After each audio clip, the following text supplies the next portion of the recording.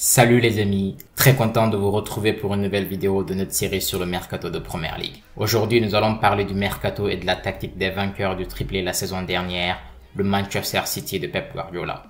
Pour ceux qui ne l'ont pas encore fait, n'hésitez pas à vous abonner pour suivre les prochaines vidéos Mercato de cette série et sur la Premier League. Plein de vidéos détaillées vont suivre durant tout l'été pour mieux anticiper la saison prochaine de Premier League qui s'annonce palpitante. Let's go!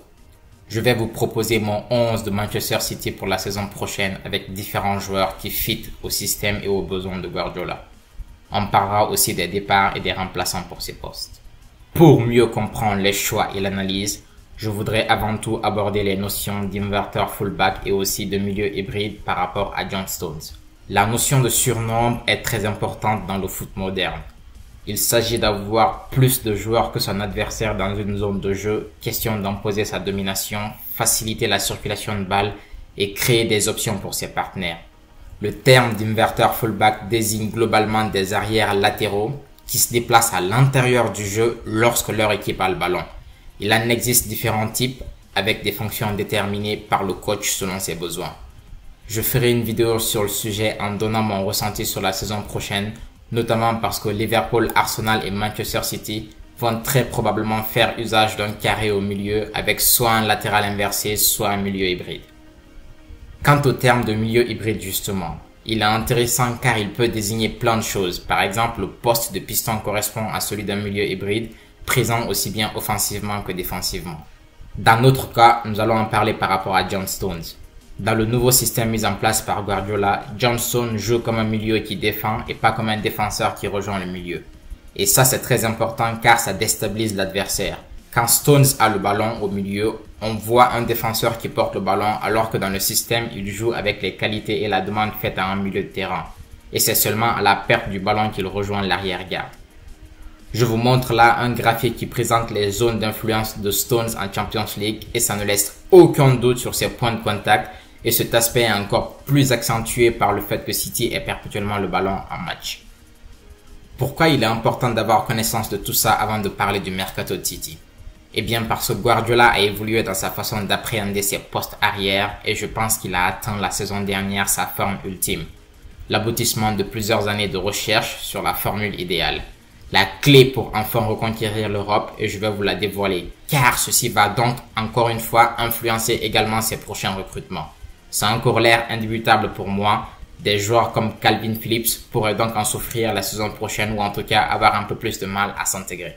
De ses années à Barcelone en passant par le Bayern et ses premières années à City, Guardiola a toujours utilisé ses latéraux soit pour étirer les lignes avec Daniel Alves, soit pour densifier le milieu, créer le surnombre et mieux défendre à la perte de balle, comme avec Philippe Lahm et David Alaba. De toutes ces années, une chose est ressortie. Son système fonctionne avec un déséquilibre assumé. Plus de joueurs offensifs et une assise défensive légère à la perte de balle et sur contre-attaque. On se rappelle du but de Torres en Champions League contre Chelsea par exemple. Le pressing était sa solution pour récupérer facilement le ballon et minimiser le risque sur contre-attaque. Ça marche contre des petites équipes moins techniques, mais face à une équipe technique qui sait ressortir proprement sous pressing et lancer des contre-attaques rapides, il prenait facilement l'eau et ses défenses perdaient facilement des 1v1. On se rappelle d'ailleurs d'une erreur de Cancelo contre la masterclass de Mo Salah à Anfield où Guardiola est littéralement tombé par terre avant même que Mo Salah ne marque le but. Guardiola a donc appris une leçon de tout ça et je vais vous la partager par ses propres mots. J'ai appris cette saison que quand vous jouez contre Saka, Vinicius, enfin ce type d'ailier, Martinelli, Salah ou Sadio Mané à l'époque, vous avez besoin de bons défenseurs pour gagner des duels 1 contre 1. Ceci explique donc pourquoi dans le 3-2-4-1 de Manchester City, vous avez désormais 2 vrais défenseurs sur les ailes et John Stones qui redescend sur phase défensive pour former une charnière composée de 4 vrais DC de métier. City attaque donc en 3-2-4-1 et défend en 4-4-2 avec Haaland et KDB aux avant-postes. Dernier élément avant de vous présenter le 11 les amis, le profil des ailiers voulu par Guardiola. Ce point n'est pas encore tranché à 100% et peut varier selon les adversaires. Mais il ressort globalement que Guardiola est très fan des ailiers qui savent garder le ballon. La meilleure défense pour lui reste le fait de ne pas perdre le ballon.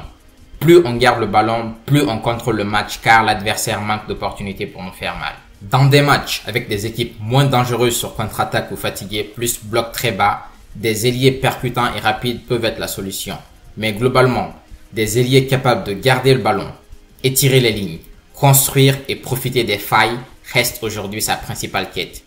Il n'est donc pas étonnant de le voir faire jouer des milieux offensifs sur les ailes en raison de leur qualité technique pour garder le ballon et construire, même si on perd un peu plus en percussion, vitesse et dribble avec ses profils.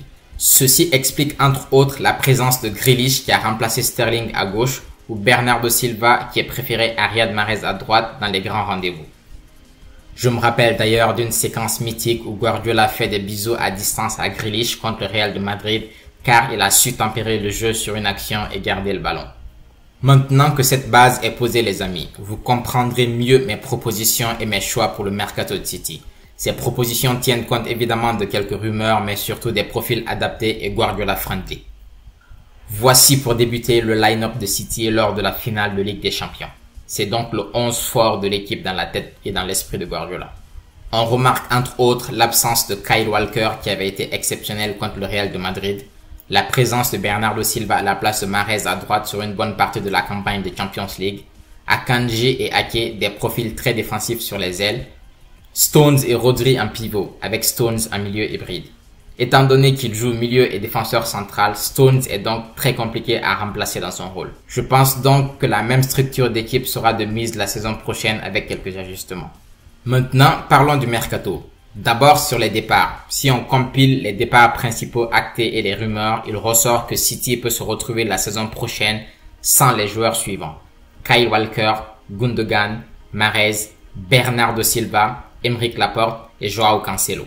Quand tu es amené à perdre certainement ou potentiellement 6 joueurs importants de ton effectif, même si tu as déjà en interne des joueurs pour les remplacer, c'est le cas actuellement à City d'ailleurs, il faut raisonner plus large, penser à la profondeur de banc, aux blessures potentielles et à la volonté de se maintenir au haut niveau après la victoire en Champions League. Guardiola disait d'ailleurs récemment que l'être humain a tendance à se relâcher et se mettre dans une situation de confort. Il soulignait aussi qu'avec lui, ça n'arrivera pas à City.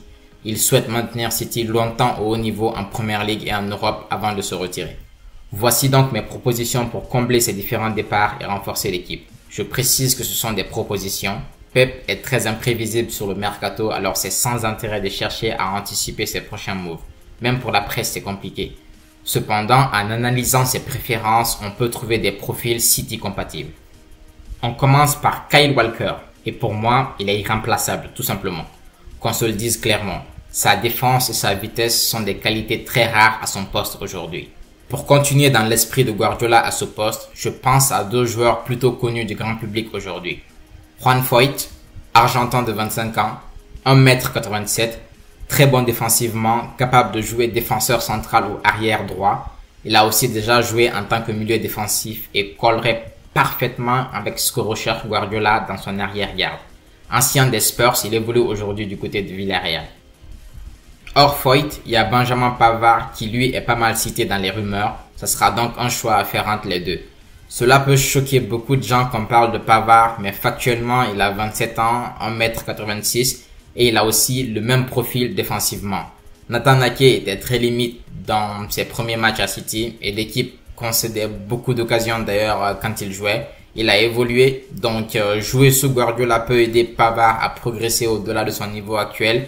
Il a déjà de belles qualités, donc jouer sous Guardiola serait pour moi un plus qui l'aiderait à passer justement un cap et gommer quelques lacunes. Ensuite, avec le départ de Cancelo, la grosse recrue à gauche pourrait être Joško Gvardiol. Dans la défense actuelle, il occuperait le poste de Nathan Ake. Il est probablement aujourd'hui le meilleur joueur d'Europe pouvant évoluer à ce poste et ça serait une sacrée addition à l'équipe.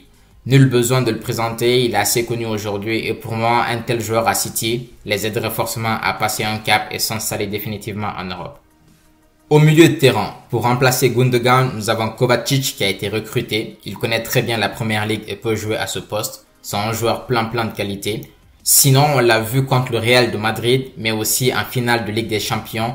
Phil Foden peut aussi aisément jouer à ce poste si on lui en donne les clés.